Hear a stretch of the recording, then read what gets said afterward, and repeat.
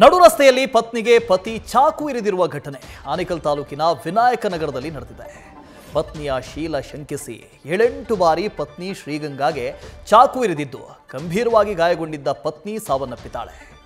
ಆರೋಪಿ ಪತಿ ಮೋಹನ್ ರಾಜ್ನ ಪೊಲೀಸರು ಅರೆಸ್ಟ್ ಮಾಡಿದ್ದಾರೆ.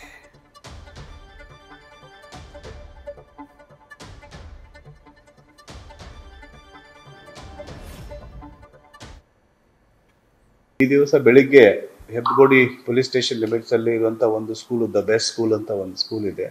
ಆ ಸ್ಕೂಲ್ ಮಕ್ಕಳಿಗೆ ಬಿಡ್ಲಿಕ್ಕೆ ಹೋದಾಗ ಒಬ್ಬ ಮಹಿಳೆ ತಮ್ಮ ಮಗುವನ್ನೇ ಡ್ರಾಪ್ ಮಾಡಿಬಿಟ್ಟು ಹೊರಗಡೆ ಬಂದಾಗ ಅವರ ಹಸ್ಬೆಂಡ್ ಸ್ಕೂಲ್ ಹತ್ರ ಹೊರಗಡೆ ಕಾಂಪೌಂಡಲ್ಲಿ ಬಂದ್ಬಿಟ್ಟು ಅವ್ರಿಗೆ ಒಂದು ನೈಫಿಂದ ಸ್ಟ್ಯಾಬ್ ಮಾಡಿದ್ದು ಒಂದು ಇನ್ಸಿಡೆಂಟು.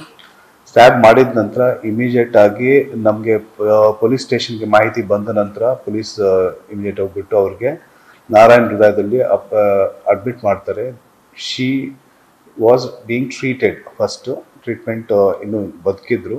ಅದಾದ ನಂತರ ಕೆಲವೊಂದಷ್ಟು ಸಮಯ ಆದ ನಂತರ ಅವ್ರದ್ದು ಡೆತ್ ಆಗಿದ್ದಿದೆ. ಆ ಪ್ರಕಾರ ಇವಾಗ 103 ಮರ್ಡರ್ ಕೇಸನ್ನು ನಾವು ರಿಜಿಸ್ಟರ್ ಮಾಡಿದ್ದೀವಿ. ಇದರಲ್ಲಿರುವಂಥ ಆರೋಪಿ ಏನಿದ್ದಾರೆ ಅವ್ರ ಹಸ್ಬೆಂಡನೇ. ಅವ್ರ ಹಸ್ಬೆಂಡ್ಗೆ ನಾವು ಆಲ್ರೆಡಿ ಈ ಇಬ್ಬರು ದಂಪತಿಗಳು ಹೆಬ್ಬಗೋಡಿ ತಿರುಪಾಳ್ಯ ನಿವಾಸಿಗಳಾಗಿದ್ದರು. 7 ವರ್ಷದ ಹಿಂದೆ ಮದುವೆ ಆಗಿದ್ರು. ದಂಪತಿಗೆ 6 ವರ್ಷದ ಮಗ ಕೂಡ ಇದ್ದಾನೆ. ಪತ್ನಿ ಶ್ರೀಗಂಗಾ ವಿರುದ್ಧ ಅಕ್ರಮ ಸಂಬಂಧದ ಆರೋಪ ಮಾಡಿದ್ದ ಪತಿ 2-3 ವರ್ಷದಿಂದ ಪತ್ನಿಯ ಶೀಲ ಶಂಕಿಸ್ತಾ ಇದ್ದ, ಗಲಾಟೆ ಮಾಡ್ತಾ ಇದ್ದ ಮೋಹನ್. ಯಾರ ಜೊತೆ ಅಕ್ರಮ ಸಂಬಂಧ? ತನ್ನ ಸ್ನೇಹಿತನ ಜೊತೆಗೆ ಅಕ್ರಮ ಸಂಬಂಧವನ್ನು ಹೊಂದಿದೆಯಾ ನೀನು ಅಂತ ಆರೋಪ ಮಾಡ್ತಾ ಇದ್ದ ಪತ್ನಿಗೆ ಪದೇ ಪದೇ. ಇದೇ ಕಾರಣಕ್ಕೆ ಮೋಹನ್ ರಾಜ್ನಿಂದ ದೂರವಾಗಿದ್ರು ಶ್ರೀಗಂಗಾ. ಕಳೆದ 8 ತಿಂಗಳಿನಿಂದ ಬೇರೆ ಕಡೆ ವಾಸವಾಗಿದ್ರಂತೆ ಶ್ರೀಗಂಗಾ. ನೀನು ಸಹವಾಸ ಬೇಡ ಅಂತ, ಜೊತೆಗೆ ಕುಡಿದು ಮನೆಗೆ ಬರ್ತಾ ಇದ್ದಂತೆ.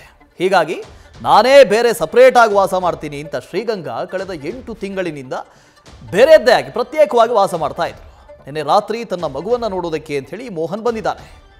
ಈ ವೇಳೆ ಪತಿ ಮೋಹನ್ ಹಾಗೂ ಶ್ರೀಗಂಗಾ ನಡುವೆ ಗಲಾಟೆ ಶುರುವಾಗಿದೆ.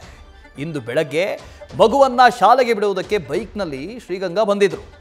ಈ ವೇಳೆ ಪತಿ ಮೋಹನ್ ರಾಜ್ ಹೊಂಚು ಹಾಕಿ ಕುಳಿತಿದ್ದ, ಪ್ಲಾನ್ ಮಾಡಿದ್ದ. ಎಲ್ಲಾದರೂ ಗಲಾಟೆ ಆದಾಗ ಕೊಲೆ ಆಗಿದ್ದಿದ್ರೆ ಸಡನ್ ಪ್ರೊವೊಕೇಶನ್ ಅಂತ ಹೇಳಿಬಿಡ್ಬೋದಿತ್ತು. ಆದರೆ ಇಲ್ಲಿ ಈತ ಪ್ಲಾನ್ ಮಾಡಿದ್ದ, ಪ್ರೀ ಪ್ಲಾನ್ ಮಾಡಿದ್ದ.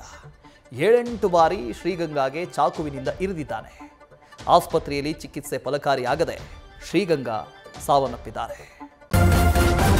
ನ್ಯೂಸ್ ಫಸ್ಟ್, ನಿರ್ಭೀತಿಯಿಂದ ನಿಮ್ಮ ಪರವಾಗಿ.